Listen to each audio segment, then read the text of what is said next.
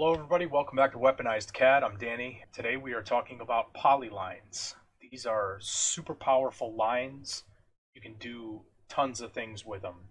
We're going to cover a number of different commands today, and then we're going to continue on from here. So we're going to start with polylines, and then the next video is going to be this same start wherever we end, continuing on, learning more commands, learning more. We're going to be building upon this video here. So the first thing we're going to do is we're going to insert an image.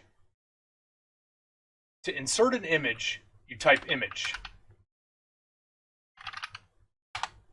What it's going to do is it's going to bring up your external references dockable window. And up in the top, if you click the down arrow here, you have the ability to attach a drawing, attach an image, attach a drawing web format. A DGN comes from Bentley MicroStation. You can attach a PDF. Point cloud and coordination models, I don't really mess with that. Today, all we're looking at right now is attach image. I'm going to click attach image. And what I've downloaded is the Batman logo from, what is it, like 1966 to 98 or something like that, the OG Batman logo. What we're going to do is we're going to trace this logo, because even something this simple is going to teach you how to manipulate polylines into something like this. So we're going to select it, we're going to click open. It's going to give us the attach image dialog. It's going to tell you the name of the file, which we just selected. Relative path, you can ignore this for right now. Insertion point. Specify on screen means that it's not going to throw it down to 0, 0, 0. We can if we want by unchecking that, but we really want to put it right in the middle of our screen. So we're going to leave this checked. Rotation, if for some reason you needed to put the image in at a 45-degree rotation, you can set that here. I'm going to keep this unchecked because I don't want to specify it. I want it to come in at 0, which is east-west. And scale, specify on screen. We're going to want to scale it up because I don't know what size this image is coming from the internet. So specify on screen. We're going to keep that. We're going to click OK. And you're going to see this little box attached to your cursor. So you're going to left click. And as you drag it, you're scaling the image. And it tells you right at the end of the cursor, in the dynamic input, specify scale factor. Because I don't know what the scale factor is, I mean, it gives it to us down here. It says base image size, width 1, height 0.562. That doesn't mean anything to me because I haven't set any units in this drawing yet. So for right now, I just want to scale it so I can see it. Second left click, and we have our image. I'm going to enter to move. I'm going to move it down a little bit. Next thing I'm going to do is I'm going to type units. I'm already set to decimal. I think decimal might work. No, let's set it to architectural. Leave everything else the same. Click OK. Okay. So now, if you window select this image, you're going to notice that your ribbon changes. You can change the brightness with a slider, or you can type the number in by clicking into the number. You can change your contrast, and you can change your fade. So what I typically like to do when I'm tracing something is I like to fade it to 50 as well. Create clipping boundary is if you needed this image to show up in the background of a drawing, you can actually create a tight clipping boundary around the image. If it were something that you wanted to print with your line work, you can do that. You can also remove clipping. You can turn the image on and off with this toggle here. You can set the background transparency, which I don't typically do, and the external references palette is the way that we inserted the image. So we have our Batman logo in our external references. I don't need to see this anymore. I'm actually going to close it. Okay. I'm going to go back to our Home tab, and we're going to select Polyline. Now, Polyline works just like line. It's going to ask you to specify a start point. Super simple. So let's say we will start. I'm going to zoom in right here. It's going to get a little grainy. That's okay. I'm going to start right here. I'm going to zoom out. I'm going to middle mouse wheel button pan. Now, we have a couple of options down at the bottom. We have arc, we have half width, we have length, undo, and width. Width controls the thickness of the polyline as you draw it. If we click width and we say, I want the width to be 1 foot, and then it's going to ask you, okay, so it asks you the starting width and then the ending width. So if for some reason you needed to start the polyline at 2 inches and you needed the end of it to be 6 inches, it would create a trapezoid of a polyline. The problem with doing that is that people get confused and think, oh, that must be some kind of a special object. No, it's just a screwy width of a polyline. I would recommend against that unless you absolutely know what you're doing and you're doing it on purpose. Otherwise, down the road, you're going to be looking at it and be like, why the heck does this have a thickness that's tapering off? And it doesn't make any sense. Best thing to do is if you're going to set a starting, let it choose the ending width, which is going to match the starting width. So 1 foot, 1 foot, we're just going to hit enter. Now, if you'll notice, this is a 1 foot width line, which is absolutely useless in our case. This is simply just to show you what the width thickness does, and all I'm doing is dragging the mouse in and out. So let's say, okay, 1 foot, that's ridiculous. I'm going to type W, enter to get back to the width. I'm going to set it to 0, and it's going to automatically specify the ending width as 0, because all we want is a line. It has very, very minimal thickness, and we just want to be able to use this to trace this object. So now, we have our line started. Next thing I want to do is either A, enter, or click arc. And what it's going to do is it's going to start an arc. And we're still in the polyline command. So the way that it defaults is start end. What we want to do is say second point. I'm going to click second point, and we're going to pick somewhere in here. And now you'll notice it's going to pivot that arc from that second point. And we're going to click again. All right, we already have our first arc segment of a polyline. Now, because we were previously in the arc subsection of the polyline, it's going to give us the arc again until we come down here and we tell it we want line. So to get this side, we can do a second point, but what it's going to do is it's going to create a tangent arc off of the previous arc. So if you watch as I'm dragging the cursor, that is a perfectly tangent point right there. We don't necessarily need it to be tangent, but if you did, that's how you do it. So let's just click down here. We're not going to give it a second point. We're just going to click down here. That's a perfectly tangent arc. Let's pull it down here. And left click again. Now, I need this arc to go the opposite direction. And currently, the only way to go the opposite direction is to pull it down, which is not where I want it. So if you notice on my cursor, it says specify endpoint of arc, hold control to switch direction. So watch, if I'm up here and I hold control, it flips the arc over for me. Now it's not really going to do me a whole lot of good because you'll notice that the arc that it's creating it's just too round. So what do? We go down here, we go to second point, zoom in a little bit, we're going to pick right here, and we're going to pull up to here. That looks pretty good. Let's pull it to here. Click again. Click again.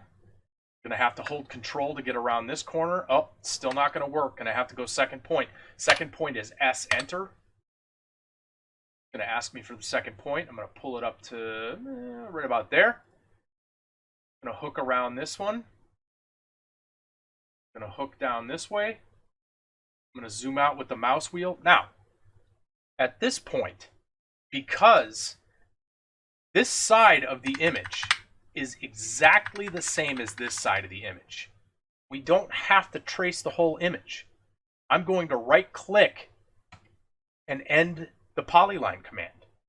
because I don't need to go any further than the middle of this object. Now, technically I should have started here, but that's okay. We're going to go from this point around, up, get the one of the ears and half of the head, and then we're going to mirror it over. So if you've been following along from the very beginning, we covered the mirror command. This is a perfect example of when to use the mirror command. Let's go back to the polyline command, which is also PL on the keyboard. Specify start point.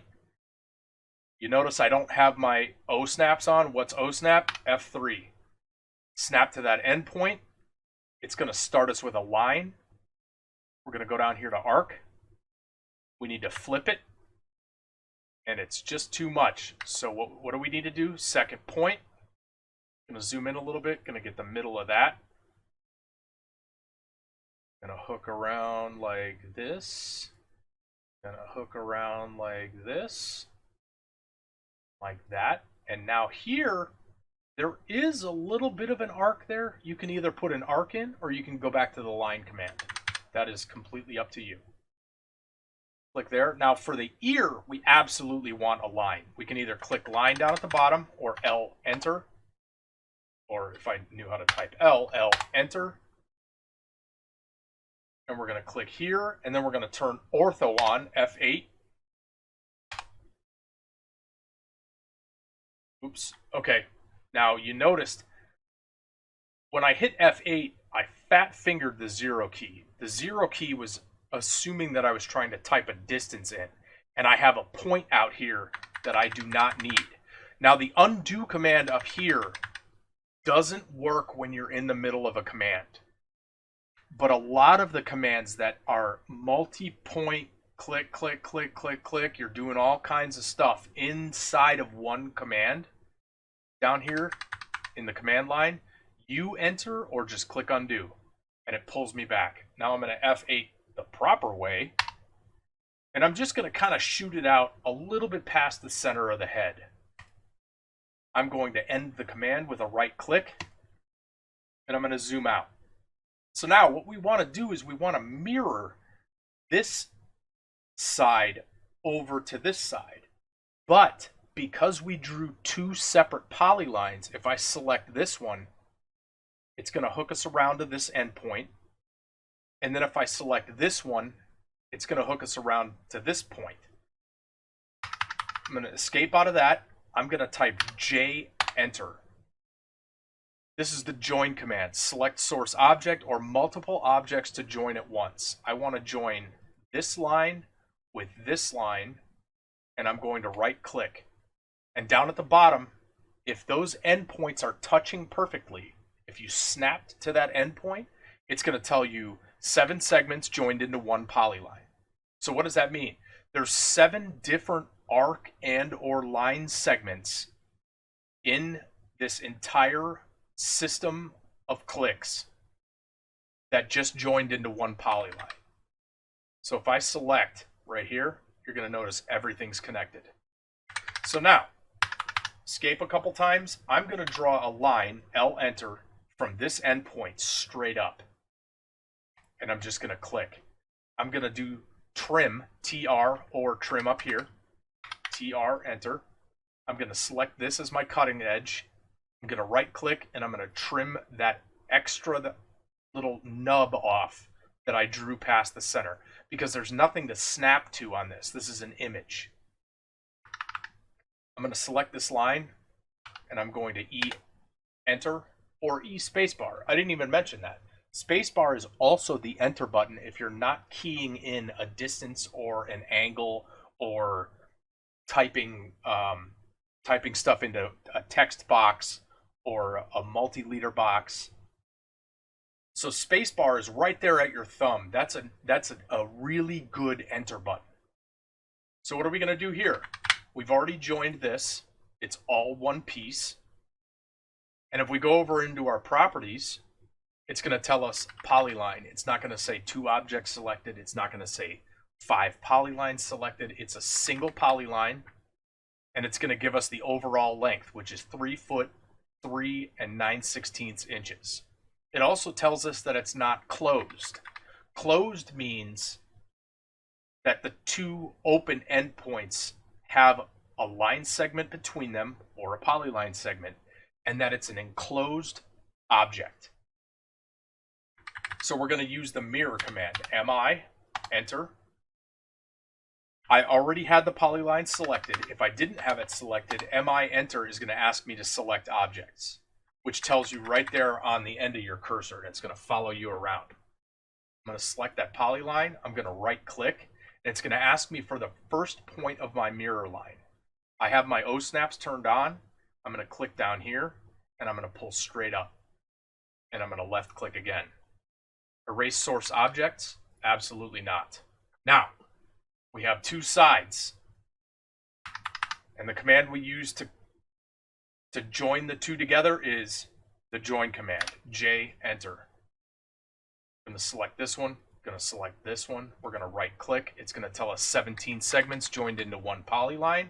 Now, just because it joined the two polylines does not mean that the object is closed. So how do we check that? We're going to single click it, and we're going to go over to our properties window, and down here it's going to tell us closed. Yes. Escape a couple times, and that's it. One other thing you can do with polylines, once you have them, if you select it, you have all your grips. Let's say you needed this to be an arc instead of a straight line segment.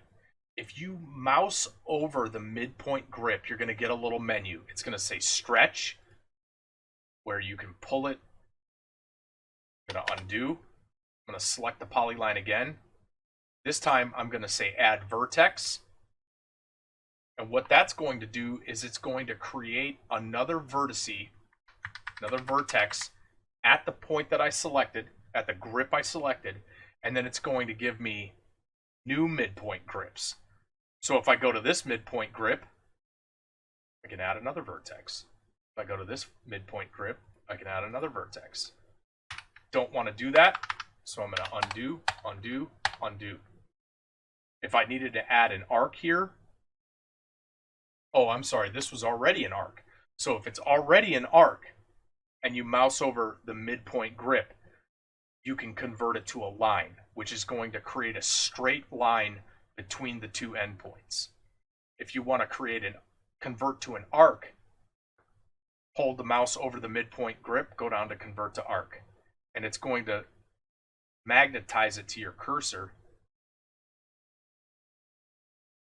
and then you have an arc. So I'm actually going to undo back because that's not going to be perfectly mirrored over. And that's it. That's polylines. Polylines are awesome. Polylines are great for everything. You're going to use them like crazy. Lines are good. Polylines are way better. So that's it for polylines, guys. Thanks for coming. Like and subscribe if you want to. We are going to continue from here. You're going to see this Batman logo a lot because we're going to do all kinds of stuff with it. Thanks for coming, guys. I'll see you in the next one.